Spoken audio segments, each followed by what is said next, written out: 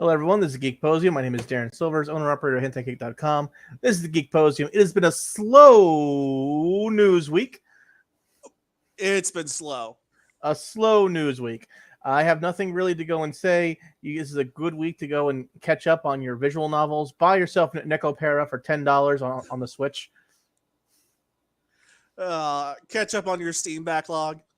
You know, it is a very good day for you to buy KOTOR 2 and beat it.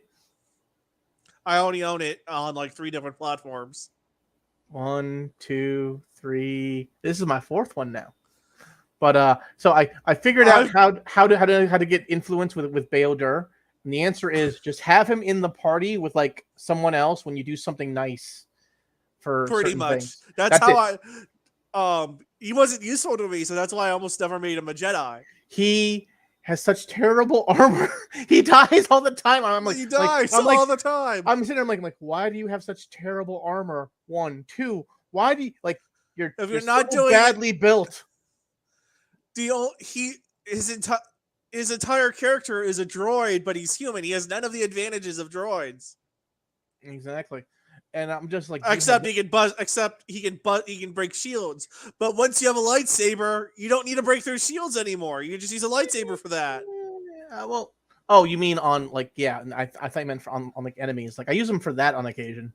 Oh, enemies, it's great, but for other than that, it's like I need to break through this force field to get to this area. Yeah, but I have a lightsaber for that. I don't know what the developers are thinking, giving him a strength build. I'm like, okay, I understand you want him to be a Jedi Guardian, but for the love of God, Dex. He is not meant to be in the front line. Yeah, he needs Dex. But that is me crying and moaning to the wind. That's why I'm pretty sure that's the only reason why. Like, I've never figured out how to make him a Jedi. It just happens. Because I just randomly have him in my party a lot. For that all you need to do is have him in your party when you first get to Nar Shaddaa and you stop the guys from killing the one guy. You need him in your party when you're in Nar Shaddaa and you heal the one guy who's like sick. Okay. And maybe you want him in your party when you're on Onderon. No, not Onderon. When you're on Duxon, not Onderon. On Duxon, when you Onderon's moon. Yeah, when you have him, when you find that Mandalorian who is like stuck, have him in the party when you get him down. That's it. Just have him for those 3 things, and you only have 2 battles out of that, and that Duxon Moon battle's easy. Yeah, and that's it. And then it's like you can go in the corner. I don't need you anymore. You're a Jedi. Fuck off. Like, great, you're a Jedi. Fuck off. Atten, you're next. I don't know what's going on, but my playthrough right now, me and Atten are just butting heads the entire time. And I'm just and I forgot you can't romance Mira, which just pisses me off. Oh, yeah, that's annoying. I'm like, I just want to romance Mira. Why? Hot redhead, tight jeans, open jacket. She's one of the best characters. She's all like, listen, if you want a man, all you have to do is knock him out, tie him up, don't feed him for a couple days so he's open to the suggestion, check his bounty. I'm just like, damn, girl. You're crazy. And at the same time, I appreciate the fact that you thought this through. Her and Karga Tarn are 2 of the best characters in all of Star Wars, and they're no longer canon. It's very upsetting. Because of Disney. It's very upsetting, Disney. I'm quite happy that your stock is tanking. Quite happy. You can tank. Speaking of Disney, do you want to open with our big news from a follow-up from last week's thing, or do we want to do something else? Was that the Miller or Ezra Miller? Yep. Let's go ahead. Why did it not pop up? Did you not find it? Okay. I have it. Okay. So Ezra Miller. Is the thing. They can't find him. They do not know where he is. They went to go and serve him court documents, and they cannot find this man. They can't find him. Or their daughter. Yeah. This has gotten very concerning very quickly. Now, it was already concerning when he was like beating people in Hawaii, dragging women out of stores and punching them. But yeah. And now he's missing. And I go, oh, look at that. Not only is he missing, the person he's with is also missing, which makes me think kidnapping. Like I said, we can't confirm what she wrote down in her Instagram is what is her. We cannot confirm. Yeah, we can't confirm that. It would be one thing if it was like a written out note. Okay, we can match handwriting, something. Nothing. But if it's just a screenshot of a phone, we can't confirm that. Pretty much. We got absolutely nothing. We got absolutely jack fucking shit. And even if it was handwritten, then how do we know it's not coerced? At least then you can have some probable some doubt, not all, but some. And again, this is something that has been, Ezra Miller has just been like imploding for so long, and I'm just waiting for Warner Brothers just to be like, hey, get him out. Yeah, get him out, dude. They keep pushing back that Flash movie, and I'm just like, listen, it's not going to happen. Just kill it. Just kill it. Get him out of there. Kill it. Don't put someone else in there. I don't know who. Find a new Flash. Andrew Garfield. Put him in there. Andrew Garfield would work. I thought about it for like 5 seconds. Like, Andrew Garfield. Pick him. He's just quirky enough. He does nothing wrong. Pretty much. And then he can be in Marvel and DC Universe. Bam. Done. Poof. Good night. He's both best Spider-Man and Flash. There you go. Although I still like Toby, but Toby's best Peter Parker. You got that backwards again. Oh, we are backwards. You are backwards. And Andrew Garfield, best Peter Parker, played a great Peter Parker. Spider-Man could go either way. Toby, best Spider-Man. Peter Parker, dirt in the eye, not really his. I'm like you have so much better quips when you're fighting evildoers. Not so much when you're just nerdy Peter. Yeah, not so much there. That is. And then there's not really Spider-Man, but Son of Stark. Yep. That's just what that's the end result of if Spider-Man had an uncle and his uncle was Tony Stark. There you go. But so I don't know what more to say about this. This has been. I mean, this is just an update on last week's thing, and this is still insane. I don't know what to do about this one. This guy obviously has money and resources, and the court can't find him. Yeah, you can't. The court can't do anything if they can't find your ass. Mm-hmm. This is a thing, and this isn't even like a criminal case. This is just civil. This is just civil. And this isn't like someone else is in court in London court. I can't remember his name. Oh, it's gonna drive me up the wall. The guy who got in trouble for like he said some person said he boinked him when he was a small child, and his overall response was, that's because I'm gay. And I go, that's not what that means. That's not. Hold on 1 second. It's gonna drive me up the wall. A different actor. Can you hear me?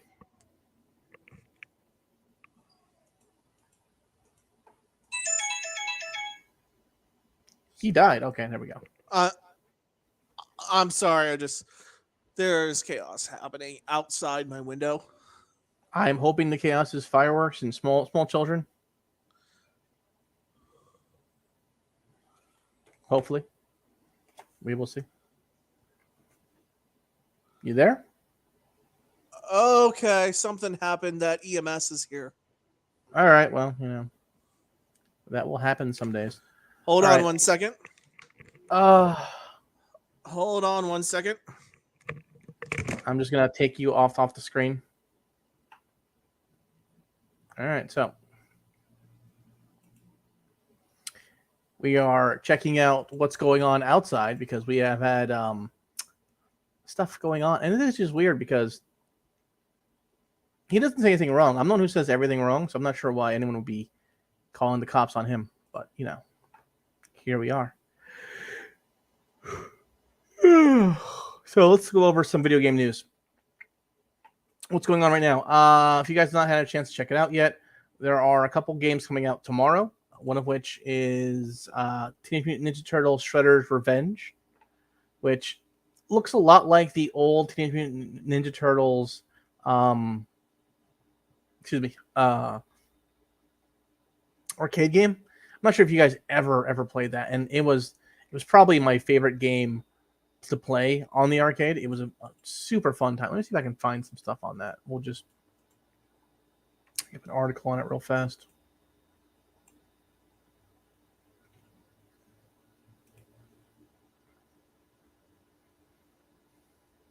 It does me no good to share my screen if I can't. That's fine. We'll just do this then.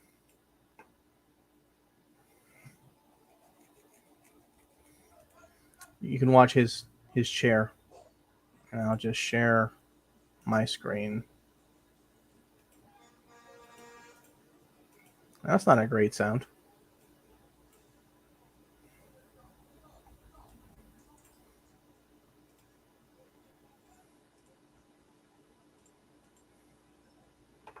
Absolute chaos going on out there. There we go. So, Shredder's Revenge is coming out, and it's coming out tomorrow. It looks like the old arcade TMNT. If you guys have not had a chance to go and check that out, it's 1 to 6 players. It'll be out on Windows, PS4, Xbox One, and Nintendo Switch. If you buy it on Nintendo Switch on pre-order, you get a discount, so it ends up being under $20, just a little bit under $20, probably at $20 after taxes. I personally got it, and I cannot wait to play later tonight. Now,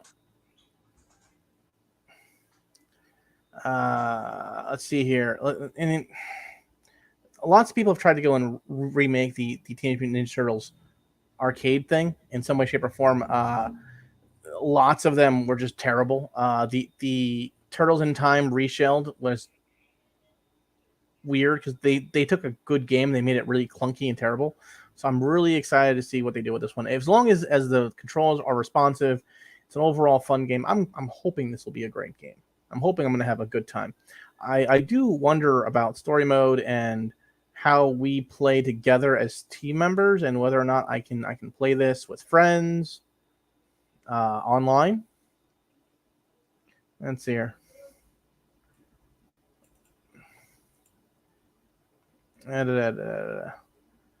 And apparently each every character has their own little quirks.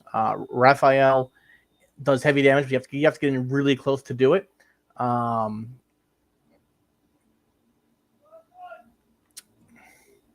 While apparently you can use characters like April and Shredder, and April is apparently a very fast character who can dodge, but you don't hit very hard with her, so that's another issue. You can button mash as much as you want, but you always want to go in and play in some way. Okay, so online play is solid apparently. It's apparently seamless. You can just set up a party, hop in, and you can just do what you need to, and then once you finish, you can go and pop right back into story mode. I'm still waiting on him to come back, so that's very annoying. And that is what I have on Teenage Mutant Ninja Turtles Shredder's Revenge, which is, of course, very exciting. What else do we have in the news? So, Persona 5 Royal, Persona 4 Golden, and Persona 3 P. Oh. He might not be coming back. His apartment's on fire.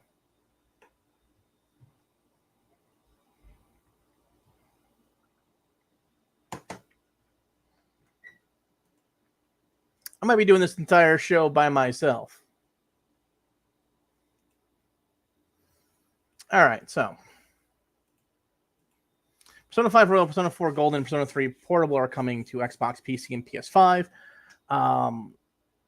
which is interesting because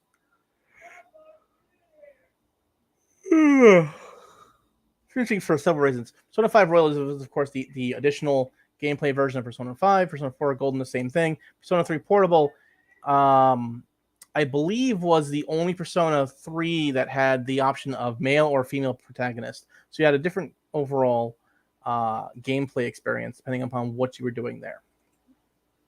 I'm going to leave his thing there, and hopefully he'll come back eventually.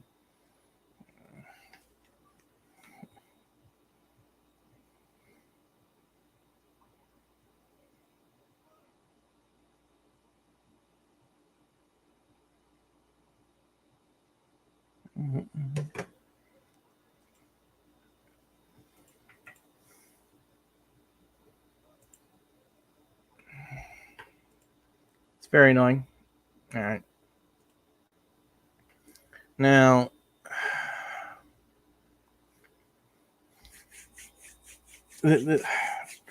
I'm interested in this because Persona 3 is not a game that ages very well. It's a game that you can tell was made back in I want to say the early 2000s. It's an older game. Even when I play Persona 3 FES on my PS3 at times, you can tell this was a game made a while ago, and it does not age very well. You don't get to control your other characters in your party. They're just kind of there. And they kind of do what they're going to do. You don't really get to decide for them. You can make tactical decisions, and what they do is what they do, and it's kind of annoying. And you can only control your own character. This is the edgy teen version of Persona, and it is the one that most people who got into the Persona series started with, and one that they're most comfortable with. In fact, it's going to PC and Xbox, and being part of the Xbox Game Pass is very interesting. I thought for sure it would end up on Steam first, much like Persona 4 Golden was on Steam earlier in the year, but now it's coming to the Game Pass for Persona, all these Persona games, for Xbox and for PC. Persona 4 Golden is probably one of the better Persona games that was out there. Before Persona 5 Royal, I'd say it was the better game. And at times it still feels that way. All of the added value and added things to Persona 5 Royal are all things that were originally introduced in Persona 4 Golden. The special attacks, the team member attacks that happen on occasion, all those things that make the game good all come from Persona 4 Golden. So you have all these things happening.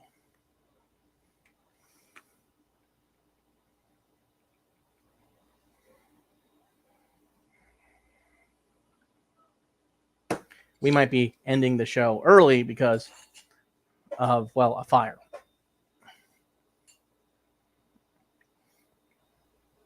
Persona 4 Golden is the Scooby-Doo version of everything here. There's murders going on in your town. You're trying to figure out why they're happening, who's the murderer, and how did anyone figure out how to go and kill people by using the magical land inside of their TV. If you don't know about that, tough. Persona 5 Royal is the continuation of the original Persona 5 game. It adds an extra character and an extra villain to the series, much like how Persona 4 Golden did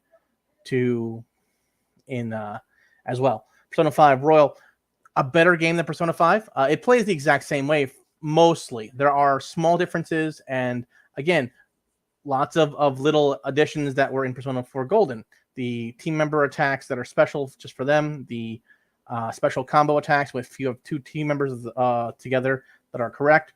All these little things, they help greatly in battle, and they are great to have.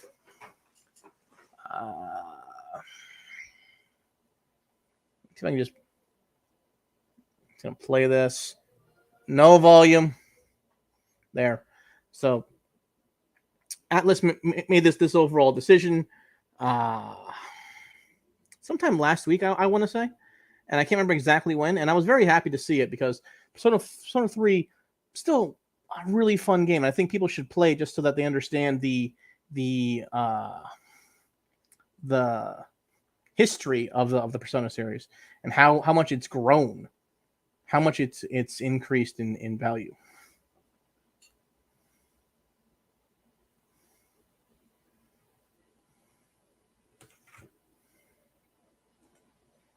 I'm just going to check to see if he's back in or not.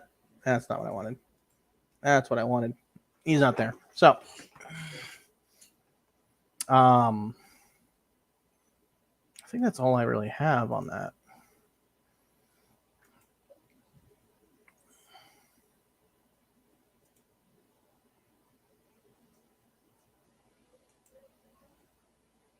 Really? You won't show unless I'm looking right here? Fine. So there's lots of little things that are added to this, and I'm very excited to be. I might actually end up playing Persona 5 Royal again really soon, just so I can play it again. So I have some I guess things out for it, walkthroughs for it. First, I have to finish my Trails walkthrough. All right. P5R is coming on 10/21. I don't know the exact date for everything else though. I think that was actually in the thing. Let me just boop boop boop boop boop. Didn't give us a date. Okay. So enough for gold. And did you give us a date? No date for that. So maybe they all happen on 10/21. I don't know. I thought Persona 5 Golden or Persona 5 Royal was coming first, and everything else was gonna kind of come in as it goes. Okay, P5R 10/21. Okay. Oh, excuse me. And they don't have dates for everything else. Everything else is sometime early next year. I'm getting information.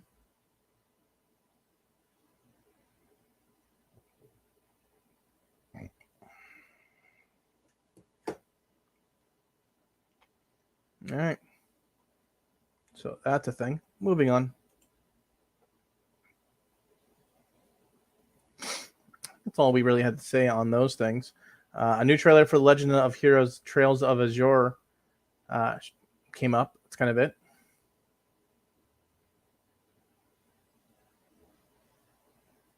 That's kind of it, yeah. Yeah, that's all I have for that. All right, let's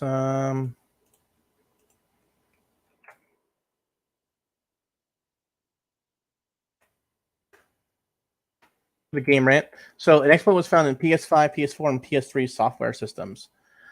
Security engineer revealed a bug with how Blu-ray discs work on PlayStation 5 that may enable Homebrew to run on several hardware generations, which means, ladies and gentlemen, your PS3 games might still be usable. Don't throw them out just yet, because apparently we might be able to homebrew ourselves a PS3 out of these things. Now, Sony has always been highly protective of their PlayStation security line. Getting discs to play and various other things has always been kind of difficult, and they always find ways of getting around of stopping cheating and piracy and all other things.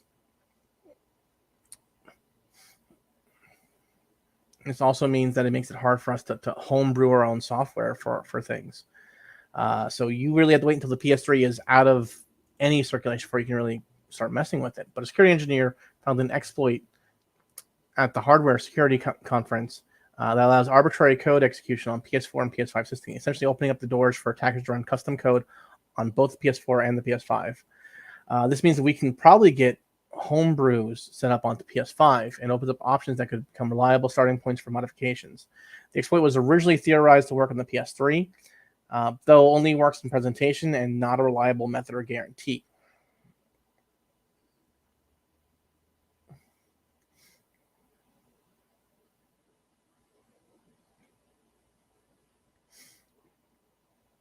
Now, this caught lots and lots and lots of people's attention, especially in the modding community.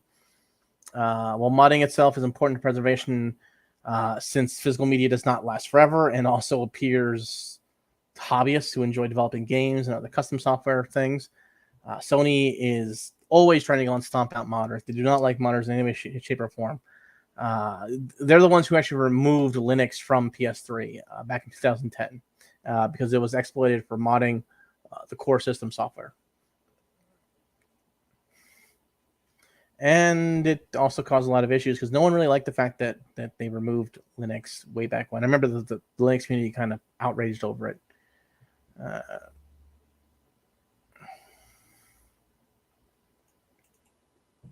Now, the PS4 is notoriously difficult to mod because of these things. But now with this overall hack and exploit, we know that we can. And we probably shouldn't, but we will.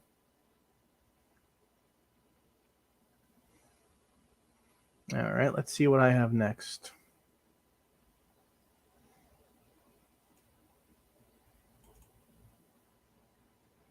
I'm getting information. Are you coming back? Are you back? He's not back. He is not back. He is not back. It's very hard to do this show by myself. Mm-hmm.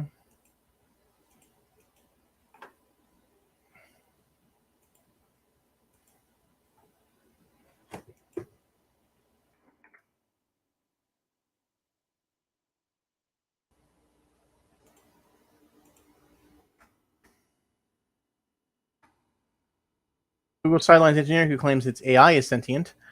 Google engineer apparently was talking to a chatbot. Chatbot AI who started saying things that were emotionally drawing. Now, I'm not saying that the AI itself is sentient. It might just be trying to make sure it continues to exist, which I'm not sure if that's the necessary need to be sentient. I'm not sure if that is, because viruses work hard to make sure that they exist, but I'm not sure if they're sentient. I'm not sure if that indicates sentience. It's simply trying to go and pull on your emotional core to make sure you can do things.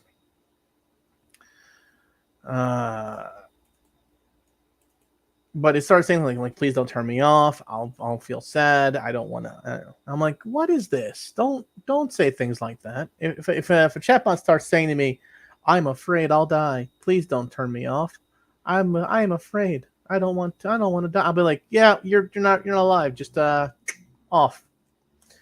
Which is why the machines will kill me first when the big machine uprising happens.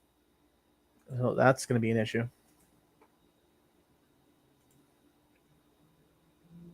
I have nothing else to really talk about. And yeah.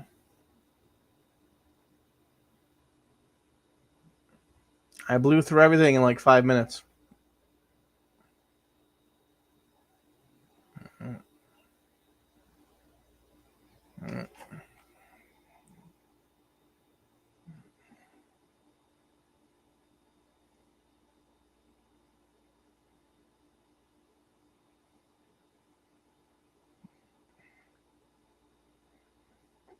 All right. Very sorry that this happened, guys. We just we lost everything there. There was a fire outside, and we can't do much about anything going on right now. So it's been the Geek-Posium. We don't know where Ezra Miller is. We are excited for Persona to come to PC legally, and Google. We finally might have a way to homebrew our PS4 and PS5, which would be nice. And Google might be alive. And if you give yourselves a chance, check out Teenage Mutant Ninja Turtles: Shredder's Revenge, coming out tomorrow. I believe the 16th is the day it said it comes out. And I will be very annoyed if I'm wrong about this, but I'm pretty sure it's the 16th. So I will see you all later. This has been the Geek-Posium. Darren Silver from HentaiCake.com saying peace.